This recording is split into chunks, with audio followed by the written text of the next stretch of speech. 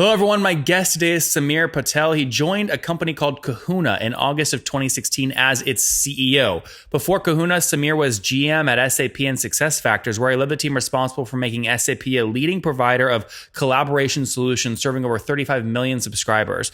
Samir received a bachelor's and master's degrees from Babson College and Boston University. Samir, are you ready to take us to the top? Let's do it, man. All right. So what is Kahuna and what is the business model? Is it SaaS?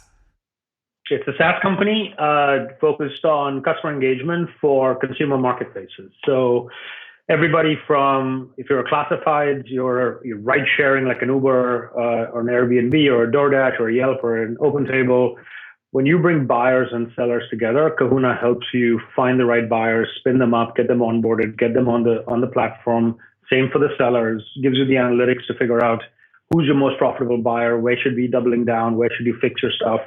And helps you grow your marketplace. So give us an example for Uber. Let's say they onboard 1,000 new drivers in New York City next month. That obviously then they're selling their services. I'm the buyer as the consumer that wants an Uber trip in New York. How do you work with both sides? So if you're on so I'll use Curb. Curb is a customer of ours. They do ride taxi hubs in New York. They use Kahuna. The idea here is you spend a ton of money on both sides, which a typical business doesn't have if you're not a marketplace, right? In the marketplace, you got to sell money to fire up sellers and fire up buyers. You spend all this money bringing them to your site, getting them engaged. Kahuna picks up the ball right from that point when they land on one of your properties and guides them through step one, step two, and whatever that step is by your definition to say loyal buyer, loyal seller. Right. So we'll nudge them through the registration process. We'll make sure that if your definition is if a passenger doesn't take 3.45 rides, they're not a loyal customer. Kahuna will stay on them till we get you to that place. Right. If someone's dormant, they came, they signed up, they used it once, they haven't come back for 30 days, we'll wake those people up. Yep. So if you're a marketplace right now, it is supremely expensive for you to go and get people to pay attention to what you're doing and to come to your site. But once that happens, you need somebody to really get your customer acquisition costs covered. You need to drive them through a very, very systematic process to get them to a point where every time they think of taking a ride, they will, they'll use Curb. Every Understood. time they think of booking a restaurant, they'll use your service if you're a consumer service. If you want delivery, they'll use you, not somebody else, right? So we wake up every day trying to solve that on both sides. Because if you don't have both sides working, you can spin up buyers and sellers. But if I got a lot of buyers in Austin, a lot of drivers in California, it doesn't help. So we can help you with those kinds of problems. Yep. That makes good sense, Samir. Walk me. I don't want to go down every customer cohort. I'm sure you have a bunch segmented, but generally speaking, what does a customer pay you per month for this kind of service? Oh, I mean, it ranges, right? It's all an activity and a volume base, right? We've got customers who pay us, $3,000 a month. We've got customers who pay us $30,000. Okay. Well, what do you think is more of a fair average? $4 or $5 grand a month or 20, 30 grand a month? I mean, it's really hard, right? Like I don't think there is one. I think it's just basically depending on the size and the volume of your businesses. If you're in a small country somewhere in the world and, you've got a curtailed user base that can never grow over 5 million or 10 million, it's going to be on the smaller end. If you're selling across world domination and you got 12 countries, it's going to, you spending $20,000, $30,000 for CRM at that point in time is a drop in the bucket. Yep. All right. 2016 is when you joined as CEO. Why did you join? Did they pursue you or you pursued them? No, they found me, and I got intrigued pretty quickly. So I will not, I won't, they definitely came to me first, but it didn't take long for me to fall in love with, just the core of what this company has built. Why'd they come to you though? I mean, were they raising a VC round and they said, you got to bring in a CEO, go find one? No, I think at the point where Kahuna was 4 years into its life, it was, there'd been tremendous technology build on the, as far as the company was concerned. The question now was, how do we find someone who can help them figure out a market that we go after, that we can actually own, dominate, own the thought leadership around, own the technology space around, know exactly how we build stuff. It's kind of what I love to do. Okay. And so, when I walked in and I started going through the interview process, I quickly realized that, I did have a bit of an unfair advantage. The work that was done before I came up on the technology side was actually unique, was different. The pedigree of Kahuna, one of our co-founder on the technology side was the co-founder of Sugar CRM. Samir, real quick, how many co-founders were there? Just one or two? Two. Two. Okay. Are they both still with the company, active? The technology one is. Okay. They both are active, yes. The technology founder is head of data science in the building, and Adam Archik, who was the other co-founder, he's on the board. So he's great. As well. Okay, very good. And give me a general sense of size today. How many folks are on the team total? We got about a little shy of 40 people. The team is based in Redwood City. We've just opened offices in Asia on the sales and customer success side. And but we're pretty concentrated as a team. All of engineering right here in Redwood City in the building. 40 folks, and over the years, 2012 to 2016 they grew. Then you've driven more growth between 2016 and today. What are you at now in terms of total customers using the platform? We have close to 100 customers using the platform. Our growth mainly so far has been international. Every country on the planet right now is racing to build out their Zillow, their Airbnb, their Uber, their DoorDash. So we're just the growth we're seeing outside the US right now is phenomenal. We're starting to see growth in the US as well now. The growth in the US is much more verticalized marketplaces. So, we're not a jobs marketplace, but we do jobs just for the gig economy, for example, or, people who are saying, hey, we're going to try to do like a marketplace for doctors, for example. So there's a lot of verticalized ones in the US, but there are massive land grabs happening in every other part of the world. And Kahuna's got, leading customers in Asia, leading customers in Latin America. And so we're just systematically building out a pretty wide berth. So over the past 12 months, what did you guys grow at? 30%, 100%, 40%? Where are you at? Private company, but way over 100. So we're growing really, really fast. I think our as we're investing heavy on the sales and marketing side, we're actually starting to see really good on the ground traction on the go-to-market side consistently across all the geographies. Are you just using revenue to drive this growth, or have you guys raised capital to fuel additional growth? We've raised capital. Kahuna is backed by Softtech, Sequoia Capital, and Tenaya Capital, and we've raised close to $50 million. 50 or 15? 50. 50. And did you say Timia on the end, the venture debt shop? I'm sorry, say that again. Did you say Timia on the end as one of the investors, the venture debt shop? No, Tenaya. Tenaya. No, Tenaya okay. Cap. Yeah. So that 50 was all equity? That's all equity. All equity. Okay, very good. Good. And then let's kind of understand. I want to understand more about kind of how you've driven this growth. So economics in a SaaS company are obviously very, very critical. What is your churn today, and how do you manage that? I think, it's no different from any SaaS company on the churn side. I think in our case, it's a function of, having to do a lot more due diligence on the viability of the customers we're going after. Remember, we are going after a slew of marketplaces. Some of them are early stage, some of them are mid stage, late stage. And just like, many of them are venture-backed companies as well, at least at the lower end, right? So the same venture economics that apply to any other company apply to them as well. So we've been fortunate to align ourselves with companies that are right at that point where growth matters.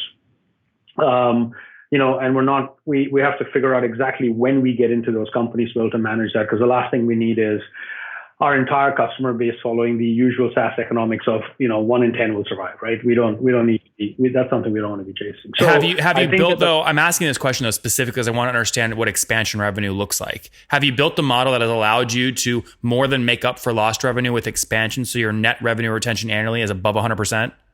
Yeah, so our net churn is easily becomes over 100%, just because you mean your net retention, not net churn. Right. So yes. So if whichever way you want to go with that, but yes. So the idea being that our internal growth within each customer in this business is something that is, because we grow and we charge based on their usage, right? As they grow, we grow, and it's not a per seat kind of. It's a per, it's events and it's the volume at which they use the product that drives it. So as their businesses go, many of them enter new markets. They take us along with them, right? Much like a lot of marketing automation platforms, have done in the old school world of e-commerce. So we follow some of those same dynamics. Well, can you name actually quantify those pricing axes? So Brian Halligan, when he came on with HubSpot, said, hey, we have number of seats, we have number of contacts, we have product upsells as well. Actually try and when you say volume, what do you mean? Volume is, look, if you're a fast growing business, you're trying to engage more buyers, more sellers more often, right? Kahuna is that platform that lets you engage more buyers, more sellers as much as you need. As you're growing more, you're going to need to engage with them more. There's more buyers, more sellers. Kahuna charges you based on the usage of the platform. So as your business is growing, we'll come to you and say, look, this is a kind of the estimate based on what you bought, right? It looks like your usage is trending in a different direction. There's obviously a facility for you to pay for overages, but at some point it's better for you to just consider what your new ARR should be. So you're not paying at an overage rate. It's just sort of a flat, budgetable, forecastable thing. And customers like that. So, we'll try not to go to them 6 months later and say, here's a bill, right? We try not to.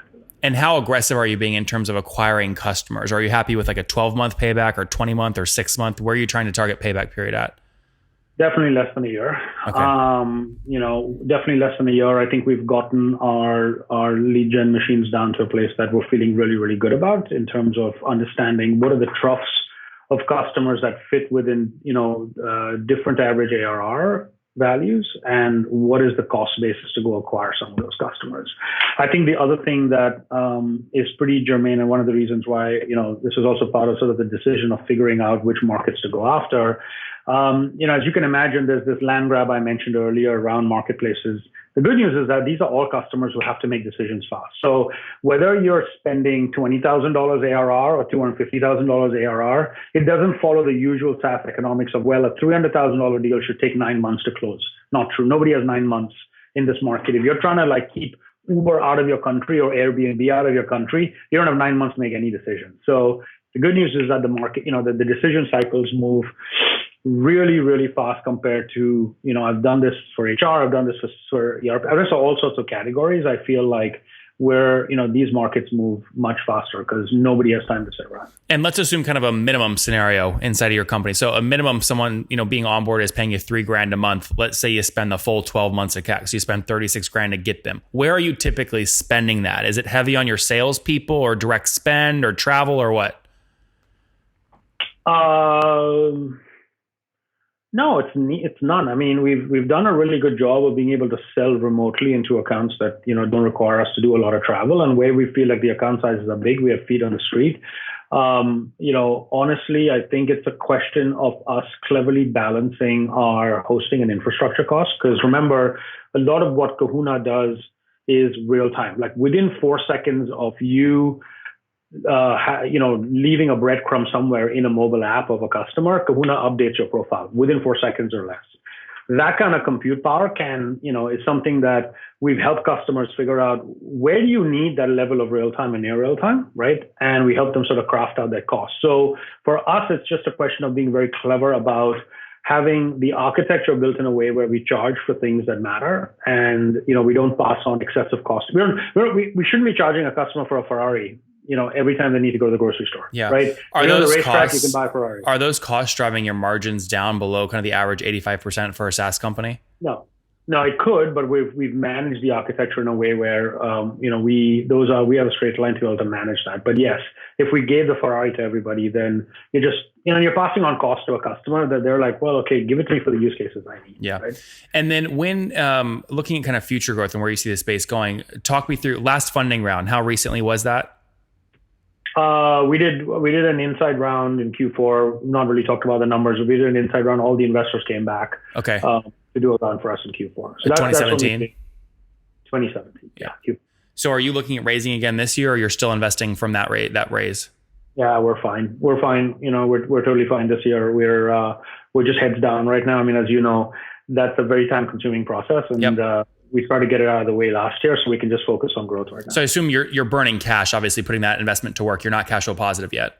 No. We're growing. We're growing big. Yeah. Yeah. Very good. And then look, we can kind of back into minimums here. I have a hunch that you're way bigger than this, but you said earlier you've got, about 100 customers. And you also said earlier, minimum monthly price about $3,000. That puts it about $300,000 per month or over $3 million a year. The high side of that would be $36 million if they're paying $30,000 a month on your high side. Is it fair to say you're somewhere between $3 million and $36 million in ARR? Sure. Yeah. Okay. Absolutely. What's the next big revenue target for you guys? It's too much to give away, right? Like I think we're growing in the 100 to 200% growth range, and that's something that I just want to keep consistent through the life of the business. Can you break 50 million before 2020? Yeah, we could. I think we could. I think there's a lot of if you look at it more as a function of the available TAM out there. I don't think custom market size is going to be our limitation in any way, right? So it becomes inbound factors that we can control, right? This is why we move to a market that we feel like there's a lot of headroom above us, right? And it's just a question of how fast can we scale, but we got to keep customers happy through this. Like, there's no reason to just then have to start to pull back and do all those nasty things, right? That's right. Those kinds of limitations that we have. Very good, Samir. Let's wrap up with the famous five. Number one, what's your favorite business book? What They Don't Teach You at Harvard Business School by Mark McCormick. Number two, is there a CEO you're following or studying right now? I have a lot of respect for Mark Benioff. Number three, what's your favorite online tool for building your business? I think my new latest favorite is a tool that we use called Drift. Yep, Drift, David Cancel, good guy. Number four, how many hours of sleep do you get every night? 7. And which situation, Samir? Married, single, kiddos? Kiddos, married, living in Palo Alto, living the life, loving them. Are they? How many kids are? Are they young? Are they keeping you up at night?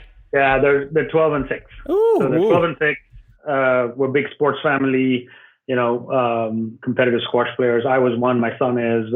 That's family business. That's fun. And how old are you, Samir? I am 44. 44. Last question. What do you wish your 20-year-old self knew? Good question. My 20-year-old self. I think it was.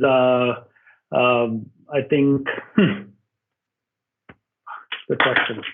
Or what do you tell your little ones as they think about competition and business and? Yeah, I think it's a good question. I think I had it all under my nose and I wasn't looking at it. I think the lessons that you can take from athletics and winning in athletics and sports and how transferable they are to the business world. I think I'm spending more time with my son making analogies of the things he's learning right now, how it's going to help him in things outside of squash. Guys, there you have it. If you're a parent right now trying to raise entrepreneurs, think about getting them in some kind of competitive sport. Teaches them ambition. Lots of things you can tie back together. But anyway, Samir, again, had a lot of success at SAP, Success Factors. 2012, a company called Kahuna launched. They then pursued him in 2016. He joined full-time. The company now has 40 full-time folks based in Redwood, California, helping marketplace companies keep buyers and sellers engaged on both sides. Very tricky problem. He's solving it. They've raised $50 million to do it. Currently have about 100 customers that pay anywhere between $3,000 and $30,000 per month. So their run rate today is somewhere between $3 million and $36 million. They're growing between 100 and 200% year over year. Net retention in terms of revenue is over 100% also. So healthy expansion revenue based off volume and usage metrics. Samir, thank you for taking us to the top. Thanks a lot, man.